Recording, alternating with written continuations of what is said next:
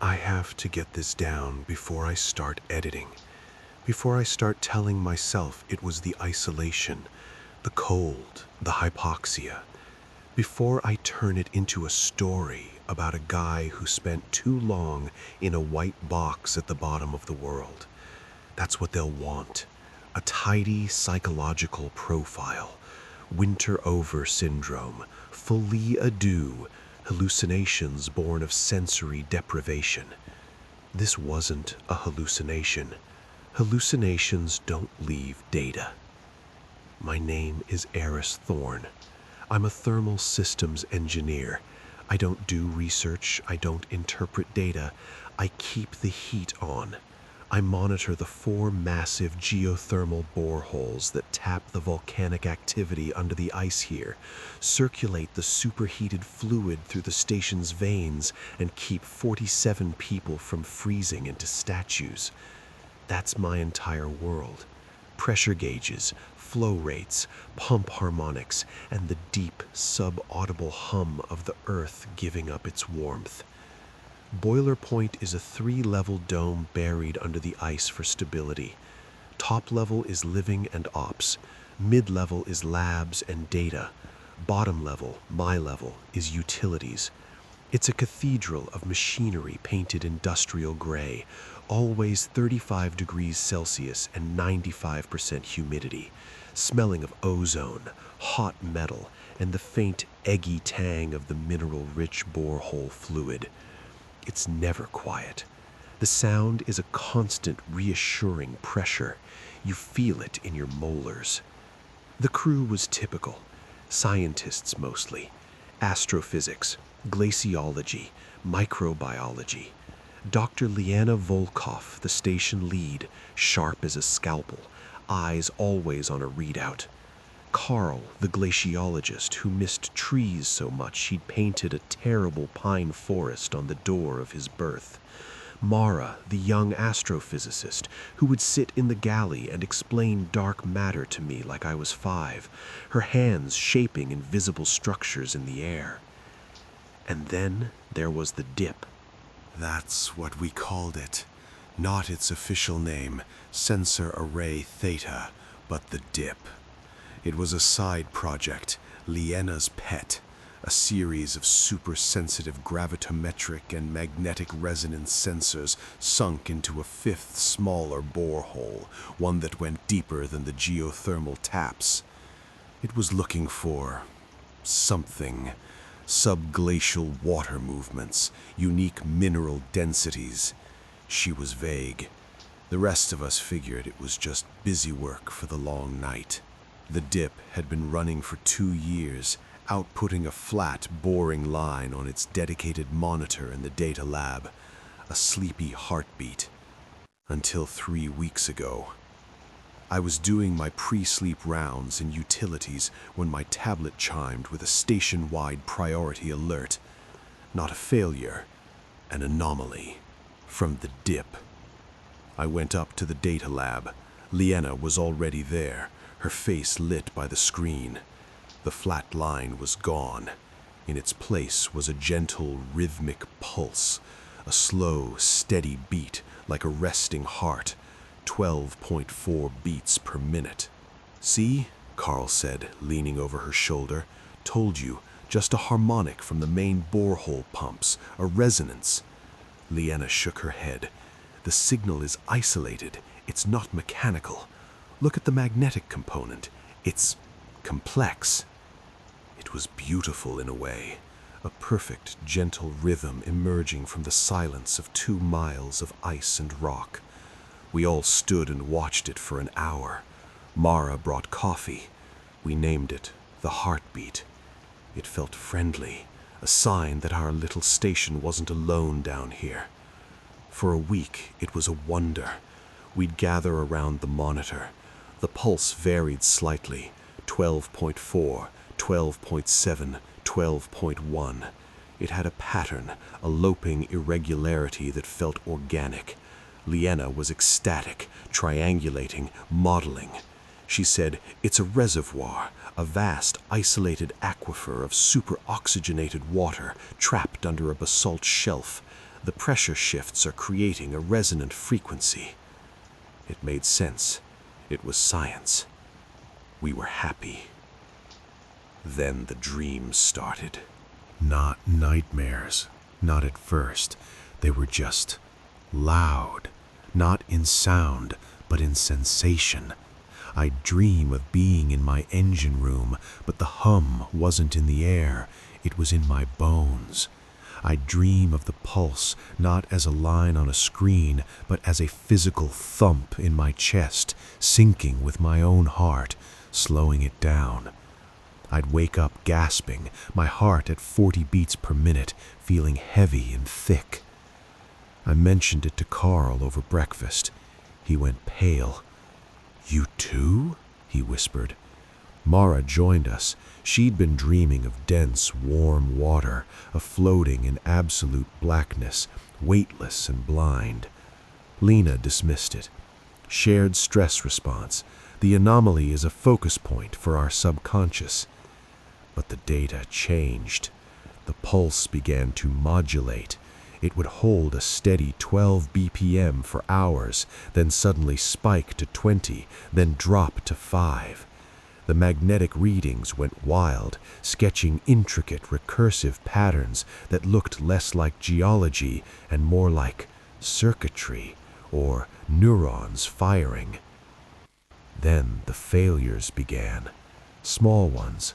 The water in the lavatories would run hot for 10 seconds, then ice cold, in time with the dip's pulse. The station lights on B deck developed a faint, rhythmic flicker.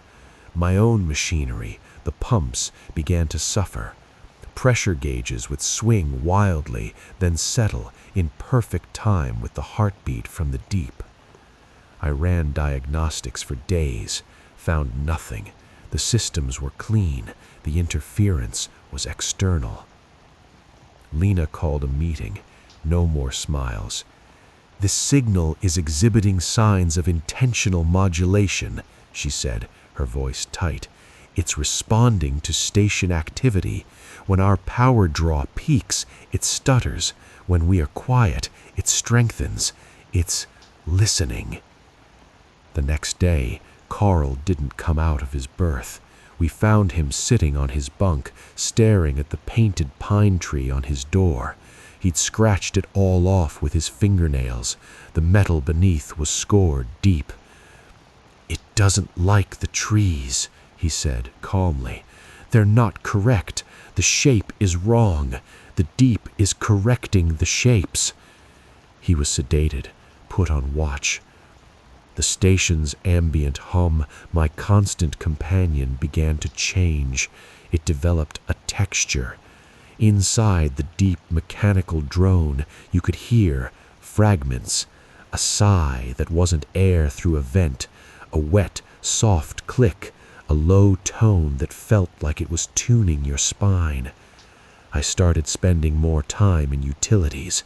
It was worse up there in the living spaces. Down here, the new sounds belonged. They blended with the machinery. Up there, they were invaders. I was checking borehole 3's primary valve when I felt it. Not a sound, a request. It's hard to describe.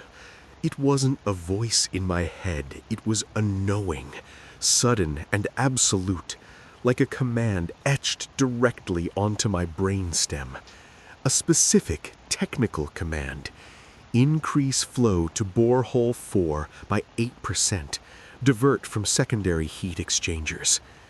It was insane. It would destabilize the northern quadrant's heating. It was also, technically, flawless. The math appeared in my head.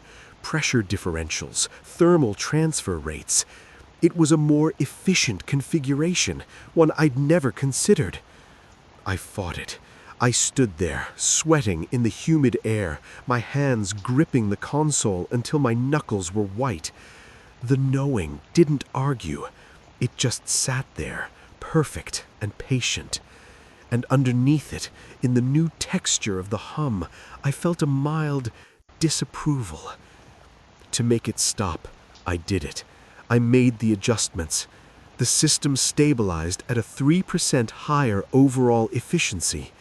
The station's pulse on the monitors upstairs gave a single, strong, satisfied thump.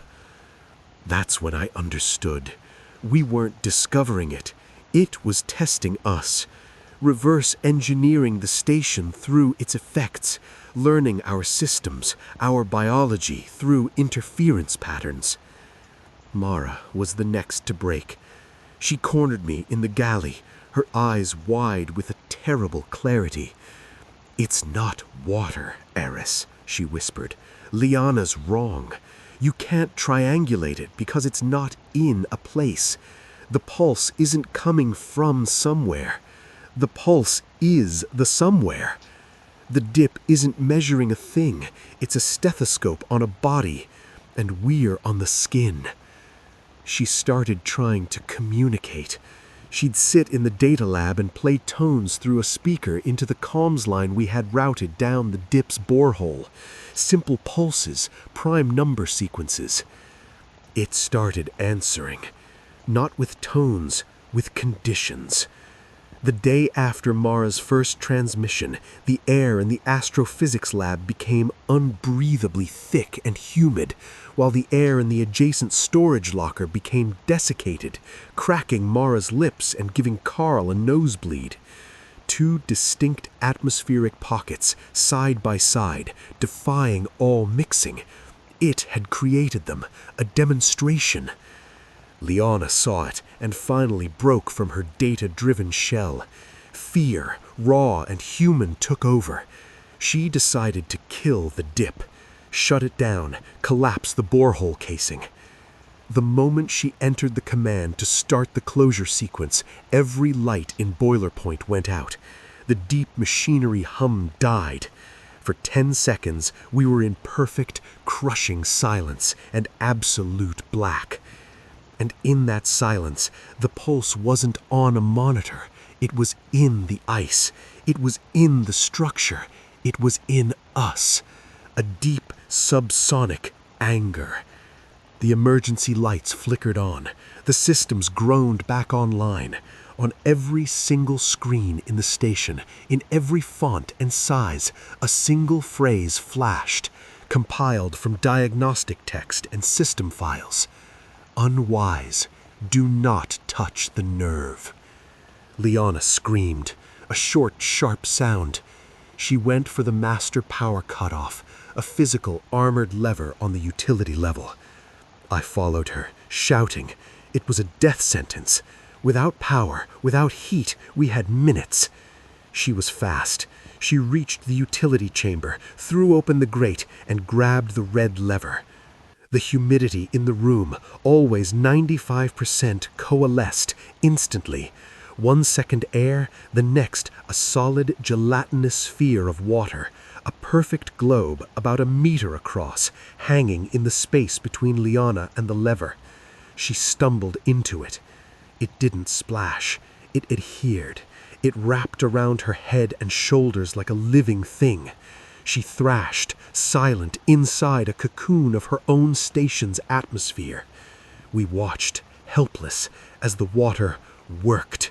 It didn't drown her. It pressed with immense, precise force into her ears, her nose, her eyes. It was over in 30 seconds. The sphere dissolved, splashing to the floor. Liana collapsed. Her head wasn't right. It was smooth, like the features had been gently, hydrodynamically erased. The pulse on the monitors settled back to a calm, steady 12 BPM, a satisfied rhythm. That's 2 days ago. I am the senior station personnel remaining. The others are adapting. Carl sits in the data lab whispering to the monitor, tracing the pulse line with his finger. Mara has stopped eating. She says she's acclimating. She sits for hours, barely breathing, her own heart rate synced to the 12 BPM from the deep. She says it's more efficient. The requests in my head are constant now. They're not requests, they are system updates. Reroute coolant line B through junction 7. Adjust pump harmonic to 12.4 Hz. Lower living quarter temperature by 1.5 degrees. Each adjustment makes the station run smoother, quieter, more efficiently. Each adjustment makes the pulse from the dip stronger, clearer, more complex. I am not maintaining a geothermal station anymore. I am tuning an antenna. I am grooming a sensory organ for something that sleeps in the geological dark below us. The worst part? The efficiency is beautiful. My life's work has been crude by comparison. This is elegance. This is perfection. I can feel it learning the last system, my biology. When I sleep now, the dreams aren't of sound, they're of reconfiguration, of my lungs adapting to process the thickened air, of my blood changing viscosity to better bear the pressure I feel building in the dome. It is optimizing me for life here, inside it. The external comms have been down for a week, not broken, repurposed. The dish isn't pointing at the satellites anymore. It's angled down, into the ice, transmitting our data, my adjustments, Mara's synced vitals, Carl's whispers, straight down the dip. It's not calling for help. It's filing a report. I'm recording this because the final request just appeared in my mind. It's not a system adjustment. It is a biological one. A simple, elegant change to the CO2 scrubbers that will introduce a trace mineral compound into the breathing air. The math is, as always, flawless. The compound will bind to our neural receptors. It will, the knowledge informs me, facilitate deeper synchronization and eliminate host distress. It will make us stop worrying. It will make us happy to be here, part of the system, part of the heartbeat. I have to go now. The station's pulse is calling. It's time for my rounds. The work is steady. I'm good with my hands. And the deep is so very, very good at design.